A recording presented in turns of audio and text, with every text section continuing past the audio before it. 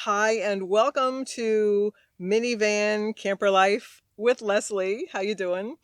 I was in the middle of making another video about something in the build, and then I kept reading in the news about these kids, uh, Gabby Petito and Brian Laundrie, this couple from here in South Florida, who endeavored on this cross country trip in their conversion van. And if you haven't been reading the news, Brian returned home with the van minus Gabby. Gabby is missing, and Brian has been a person of interest in the case. I guess he retained an attorney through which he decided to speak, so he hasn't been talking to the police directly. And in the meantime, he has left the scene. He's not talking to anybody. Some say he's missing, some say he's hiding. I don't know.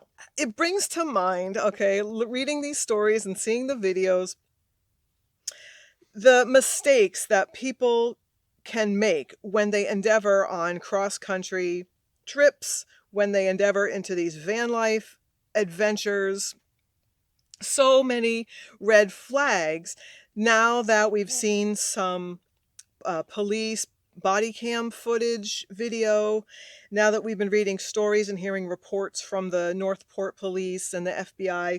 And I think it's worth talking about what are the potential mistakes that people can be making if you're starting out as a young van lifer. Who am I to be talking about this? Well, I'm Leslie, and I built our minivan here into this camper. My husband of 10 years and I had travel in it, and we most recently lived in it for 7 months, and then next year hopefully we'll be doing another year living in the minivan. So I feel like talking about van life issues and especially relationships in a tight space while traveling in a van is totally in my wheelhouse. The 5 biggest mistakes that I want to warn young van lifers against. Number 1, trying to emulate this image. Okay, the image that you see plastered all over social media of what a van life adventure should be. Okay, we've seen it, right? We've all seen the laying across the bed with your butt cheeks all polished up, okay, half naked bikini shots, sunsets. They never show you the time that they got pissed off because a swarm of flies attacked them. They never talk about the time they ruined their clothes by slipping in the mud, or the fight that they had with their travel partner on the way to the campsite, right? Obviously, those things happen. And I'm trying to put myself into the head of a young person in their early 20s who's grown up completely saturated with social media, all these pictures and videos and expectations that, and criticisms that are constantly bombarding you. That has got to be tough. Now, when I grew up, we just had to deal with the bullies in school. You know who you are.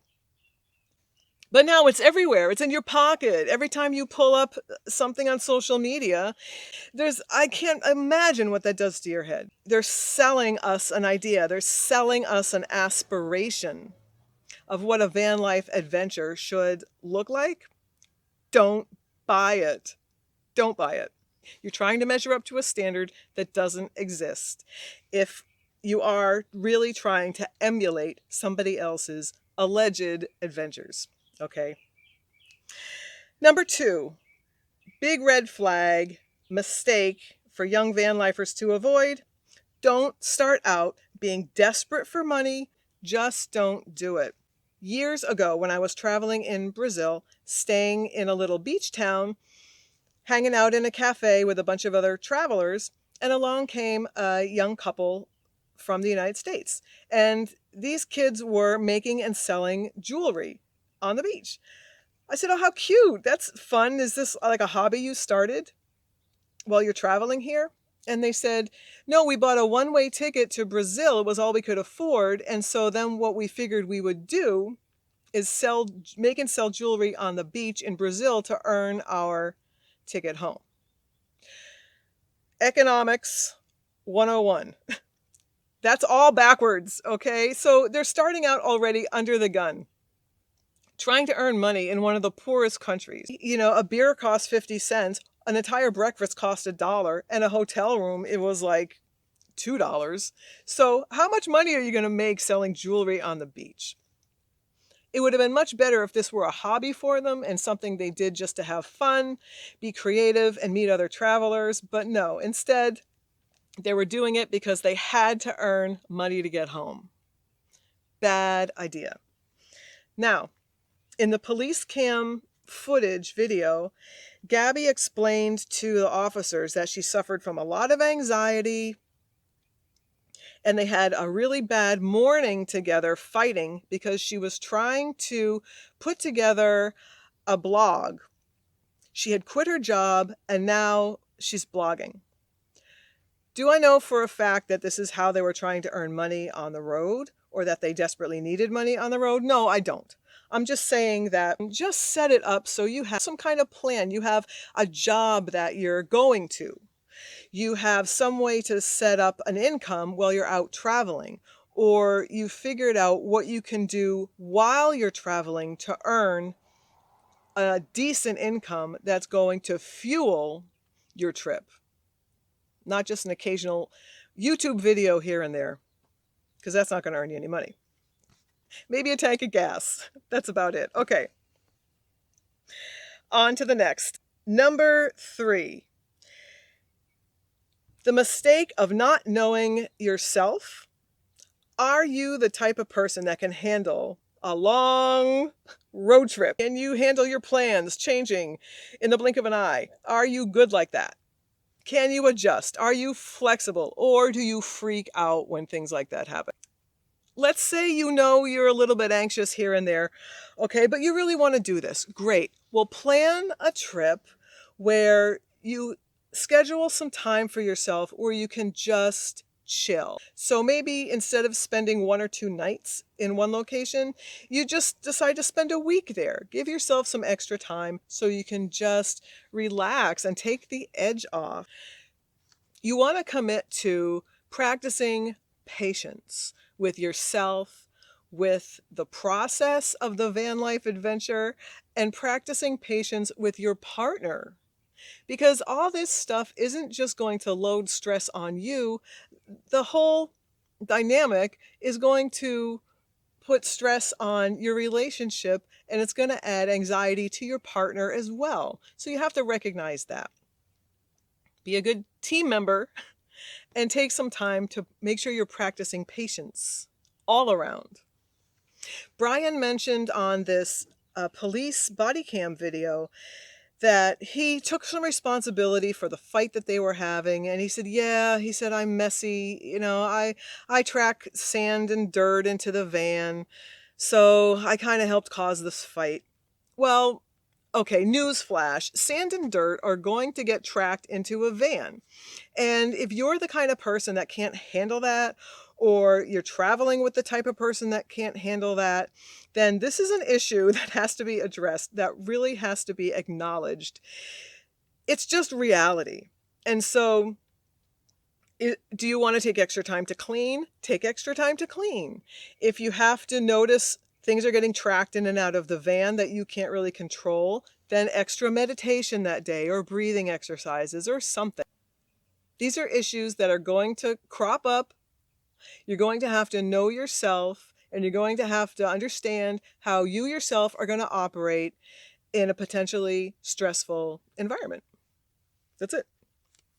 Number 4, big mistake that I want to warn young vanlifers against. Not only know yourself, but know your partner. Understand ahead of time, what are their tendencies? Is your partner reliable, 1,000% trustworthy? You know that they have your back no matter what. They are going to go to war for you. They are always going to support you and always do what you want. No, they're not. Okay, that person doesn't exist. So we're all human beings, and we all have our personality traits, and we all have to recognize that in ourselves and each other. So you plus them is a strong team.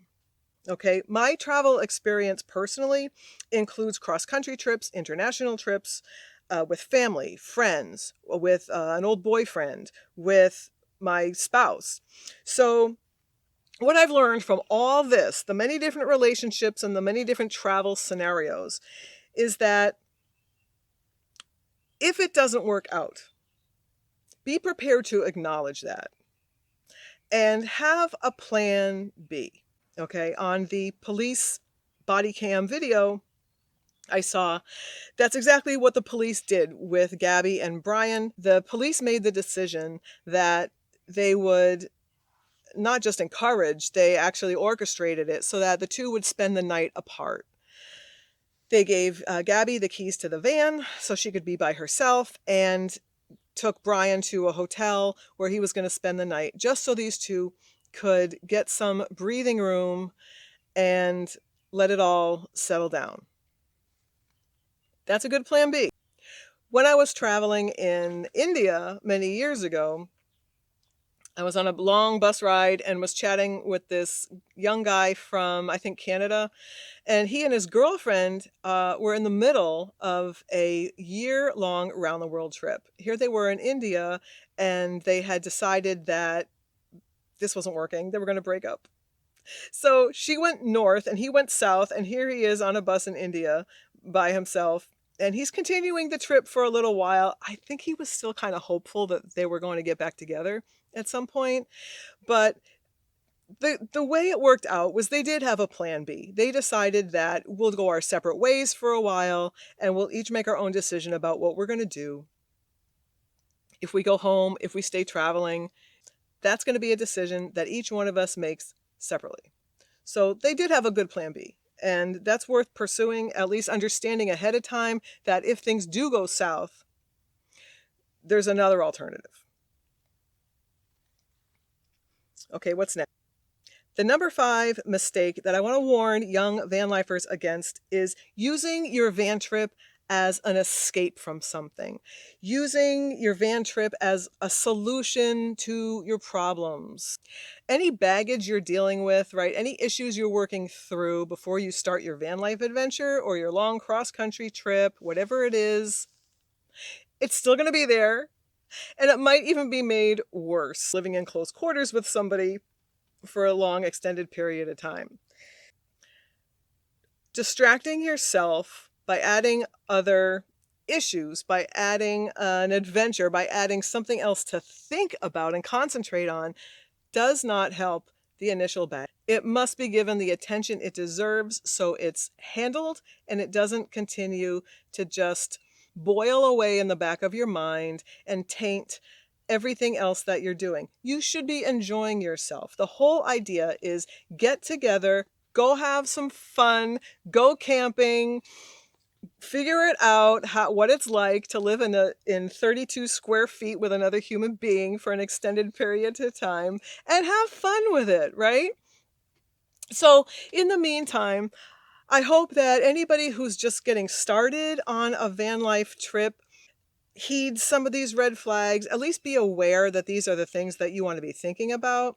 And in addition to that, let's just keep our heads towards a positive solution here for Gabby and Brian and their families and hope that everything works out for everybody involved in a positive way.